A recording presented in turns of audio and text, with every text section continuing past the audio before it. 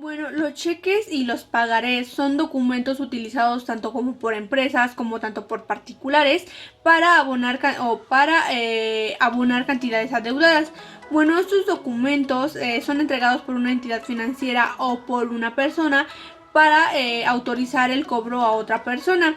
Bueno, más adelante vamos a ver un poco sobre los antecedentes, conceptos etimológicos, eh, derechos y obligaciones que nacen gracias a estos títulos de crédito, así como los distintos tipos de cheques o su clasificación que existe, tanto de cheques como de pagarés. Vamos a hablar un poco sobre los antecedentes del pagaré. Bueno, el pagaré nace en la Edad Media, antes de la letra de cambio, y bueno, se comienza a utilizar en las ciudades del norte de Italia.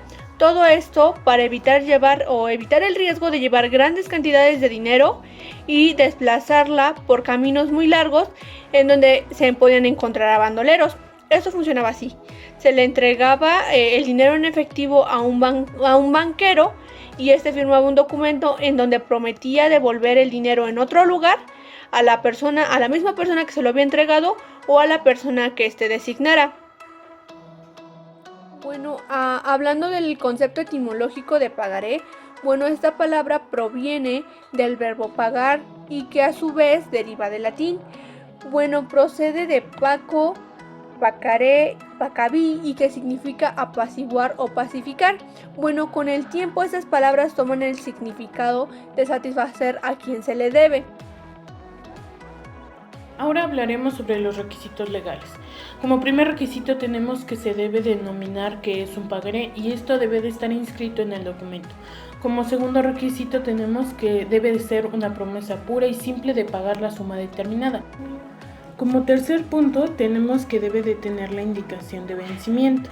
Como cuarto requisito se va a establecer el lugar del pago. Como quinto, el nombre de la persona a quien se ha de hacer el pago o cuya orden se debe hacer efectuar. Como sexto requisito, se debe de establecer la fecha y el lugar en que se firma el pagaré. Y como último requisito es la firma del que emite el pagaré. Ahora pasamos con el formato. En la práctica, los pagarés suelen tener un formato general en la que se manejan estos puntos que van muy relacionados con los requisitos que anteriormente ya se dijeron. El primero es hacer mención de que es un pagaré. Este debe establecerse en el idioma del país en el que se firme y debe ser claro y legible. El siguiente es la promesa incondicional del pago. Esta se hace explícita la obligación en la que no deben de existir ninguna condicional. El siguiente es el nombre del beneficiario y firma del suscriptor. Las partes involucradas deben de estar presentes en el documento. Posteriormente se pone la fecha y lugar de la suscripción y constatar en el documento para que se relacione con la fecha de vencimiento y con el marco jurídico que lo ampara. También se debe de establecer la fecha de vencimiento, que es la fecha en la que el monto adeudado debe de ser pagado. Y por último tenemos la transmisibilidad, que quiere decir que el pagaré podrá ser transmitido o endosado a un tercero. Buenas tardes. Ahora hablaremos de los derechos y obligaciones del suscriptor. En el pagaré, el principal obligado, el único que tiene la obligación de pagar, es el suscriptor. Desde el acto de la creación del título, este sujeto adquiere voluntariamente la obligación por excelencia del derecho cambiario, el pago del documento. De no hacerlo, su carácter de prueba preconstituida permitirá que el ipso tempus, el acreedor, pueda echar a andar los privilegios de la maquinaria jurisdiccional diseñados para su protección, cuya primera actuación consiste en garantizar el adeudo por la vía del embargo. En paralelo a esta principal obligación, existen a favor del suscriptor ciertos derechos que en todo caso son correspondientes a la obligación del beneficiario y que consisten en el cumplimiento de la literalidad del pago respecto del tiempo, lugar y las personas que podrán y deberán hacerlo, así como desde luego el de no pagar más de la cantidad consignada. En derechos y obligaciones del beneficiario le asiste el derecho fundamental que contempla la obligación principal del deudor, el cobro. De igual forma, se le fincan ciertas obligaciones de carácter formal destinadas por una parte para evitar que caduque la acción de regreso que pudiera corresponderle. Esto es levantar el protesto o notificar a los endorsantes, etc. Y por otra, las destinadas a permitir que el pagaré se desarrolle de la forma concebida por su creador. El título de crédito que contiene una promesa incondicional que una persona llamada suscriptor hace a otra denominado tenedor de pagar a su orden una determinada cantidad de dinero. Y pues aclara fecha, lugar y las relaciones comerciales de la utilización del pagaré en un modo fiable para acreditar el pago en un futuro de un producto o servicio que haya sido entregado y facturado. Posteriormente hablaremos del pago. El pago es toda aquella acción que realizamos para extinguir o cancelar una obligación, conociendo los principios generales del pago en el derecho cambiario, cuando para obtenerlo no haya sido necesario el ejercicio de acciones judiciales, pago voluntario, o cuando haya sido necesario ejercitarlo, pago forzoso. La reglamentación general que contempla los pagos abordan dos modalidades: pago voluntario sin ejercer acción judicial y pago forzoso se ejerce acción judicial. Ahora bien, el pago voluntario puede ser de las siguientes formas. El pago directo. Bueno, el pago directo es el que realiza el suscriptor el tiempo del cumplimiento de la promesa de pago que firmó. En el artículo 170 de la Ley General de Títulos y Operaciones de Crédito, bueno, ahí nos menciona lo que debe contener el pagaré. El pago indirecto, bueno, es el que efectúa el avalista del suscriptor y tendrá derecho de cobro, incluso judicial, y en contra de su avalado, el que repercutirá lo que pagó. Bueno, el pago de regreso, bueno, es el que se efectúa en alguno de los endosantes del pagaré.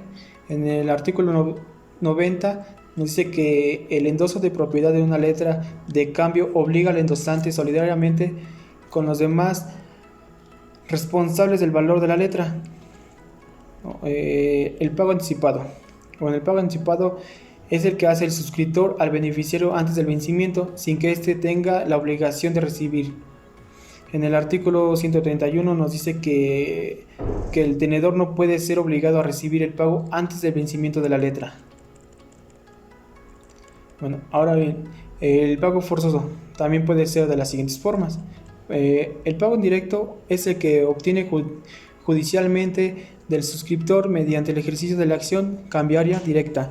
Bueno, en el artículo 150 nos dice que las acciones cambiarias se ejercita en caso de la falta de aceptación o aceptación parcial, en caso de la falta de pago o de pago parcial y cuando acepte que fuera declarado en estado de quiebra. Bueno, el pago de regreso es el que se obtiene judicialmente de alguno de los endosantes o de alguno de los avales de estos. Y por último, el parcial. Bueno, el parcial nos dice que es el que se obtiene por la vía judicial del suscriptor o de alguno de los endosantes y por la cantidad que el suscriptor dejó de pagar en la fecha del vencimiento del título. Ahora continuamos con la clasificación de los pagarés. Las características que hacen que un pagaré sea diferente del resto puede ser debido al tipo de emisor, según el momento de pago o según la forma de pago, lo cual nos da la siguiente clasificación. En primer lugar encontramos los pagarés según el emisor. El emisor, recordemos que es la persona física que emite el documento. Y en esta clasificación se encuentran los pagarés bancarios y los pagarés de empresa.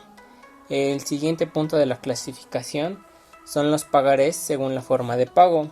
Los pagarés también se pueden clasificar dependiendo de la forma del pago que tengan y se divide en dos: pagaré para abonar en cuenta y pagaré cruzado. Y por último encontramos pagarés según el momento de pago. El pagaré recordemos que es una promesa de pago, por lo cual se puede clasificar según el momento del pago y nos daría que es pagaré a la vista, pagaré a día fijo, pagaré a plazo variable, pagaré sin vencimiento, pagaré a la orden y pagaré nominativo.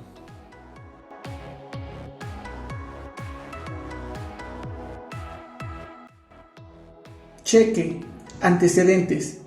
Las teorías más sencillas apuntan hacia el inglés como una lengua origen de palabra, dado que desde el siglo XVII ya aparece la palabra check con el valor de comprobar o comprobación. Pero existe una teoría de que check puede proceder del tuerco check, tomado anteriormente la palabra árabe eshak, palabra con la que el Egipto se llamaba a una letra de cambio o precisamente a un cheque. El cheque es un título de crédito que solo puede ser expedido a cargo de una institución de crédito, por lo que es necesario en la mayoría de los casos contar con una cuenta en el banco para que los fondos se retiren y se utilicen para pagar los documentos. Concepto etimológico. En el francés es donde podemos encontrar el origen etimológico del término cheque. Más exactamente en el mismo que se halla la palabra échec, que puede definirse como jaque, y que se emplea en el ajedrez para manifestar que un jugador había realizado una jugada que ponía en serio en peligro la figura del rey. Una palabra aquella que posteriormente daría lugar en el término de inglés check. Cheque y su naturaleza jurídica. El cheque presentado al pago ante los días indicados como la fecha de expedición es pagadero del día de las presentaciones. Es un documento que actualmente revisa una importancia similar al pagaré y en el comercio. La razón es más sencilla. El cheque, sin perder su calidad de título de crédito, es un documento apropiado más para el pago que para el crédito, por lo que la vida es muy corta y eso no le permite una gran circulación. La modernidad tecnológica ya amenaza este documento, pues las transferencias electrónicas y las tarjetas de crédito en sus pagos derivan modalidades de crédito entre los clientes bancarios, puesto sus ventajas son cobro frecuentes y comisiones, mayor protección y contra fraudes, notable sencillez y rapidez de las obligaciones de pago y continua comisiones y a favor de los bancos. El término legal de un cheque es el esqueleto. Es el formato del cheque que aún no está llenado. El librador es la persona que ordena al banco el pago del cheque mediante su firma. El librado.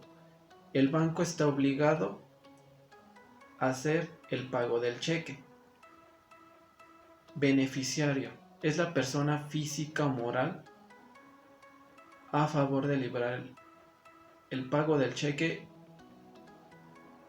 y recibir el pago. Endosar. Es la firma del cheque al reverso para que otra persona o empresa pueda recibirlo. Esto se le llama ceder sus derechos, siempre y cuando esto sea negociable. Ahora vamos a ver los requisitos legales y son: tiene que decir cheque, el lugar y fecha donde fue expedido, la orden incondicional de una suma determinada de dinero, el nombre del librado, lugar del pago y la firma del librador. Ahora, las cláusulas naturales son casos ubicados en segundo y quinto lugar, ya que no tienen indicación especial, y esto se le llama indicados junto al nombre del librado o del librador. Derechos y obligaciones del suscriptor. tiene derecho a que su entidad pague el cheque total o parcialmente, si tiene fondos en cuenta. Una vez transcurrido el plazo de presentación, puede revocar o cancelar el cheque. Para expedir cheques es necesario que exista cuenta de cheques, contra la cual se expedirán, por lo cual es necesario por el librador abrir contrato de depósito de dinero en cuenta de cheques. Derechos y obligaciones del beneficiario. Tiene derecho a endosar o transmitir el cheque a una tercera persona, a presentar el cobro y a cobrarlo, a protestar o acreditar el impago, a recibir el documento de liquidación correspondiente. Pago. El cheque debe pagarse en el momento en que se presenta al librador, como título de crédito que es. La responsabilidad del librador. El librador es el principal responsable del pago. Por eso en el cheque la acción cambiaría directa. Se ejercita contra el librador y sus avalistas. El librador de un cheque que se presenta en tiempo y que no se pague por causa al imputable es responsable de los daños y perjuicios que sufra el Tipos de cheque. En nuestro trabajo podemos encontrar 7 tipos de cheque. El primero sería cheque al portador. En este tipo de documento no indica a favor de quién se expide y debe contener la cláusula al portador. Cheque nominativo. Es aquel que indica los datos del beneficiario. A diferencia del cheque al portador, no puede ser cobrado por cualquier persona aunque lo tenga bajo su custodia. Cheque certificado. En este se solicita al librador, quien a su vez requerirá al banco que certifique la existencia de fondos suficientes para hacer pagadero el documento. Siguiendo tenemos al cheque cruzado. Un cheque cruzado es aquel cuyo importe únicamente puede ser depositado en una cuenta que el beneficiario tenga en el banco, es decir, no se admiten cobros en efectivo. Continuando tenemos al cheque de viajero. Este tipo de cheque es aquel que en el exterior es canjeable por efectivo o aceptado como medio de pago. De esta forma se facilitan las transacciones cuando el usuario no dispone de la moneda admitida en el país que está visitando. También tenemos al cheque en abono de cuenta. En este tipo de cheque se colocan las palabras en abono de cuenta y significa que no puede ser pagado en efectivo, sino solamente puede ser depositado en una cuenta a nombre del beneficiario. Por último tenemos al cheque en ventanilla. Este se obtiene en la caja de la financiera como una constancia de un desembolso, por lo que su uso es similar al de un recibí, ya que avala que el cliente percibió satisfactoriamente la cantidad de dinero que se le solicitó. En la clasificación de los cheques es en negociables, que son aquellos que pueden endosarse tantas veces como sea necesario, y los no negociables, que son todos aquellos que solo pueden ser cobrados por el beneficiario o depositados en la cuenta del beneficiario, y estos no pueden endosarse. De acuerdo con la Ley General de Títulos y Operaciones de Crédito, un cheque caduca a los 15 días si fuera pagadero en el mismo lugar de expedición, 30 días en territorio nacional y 90 días en el extranjero y pagadero en México y viceversa.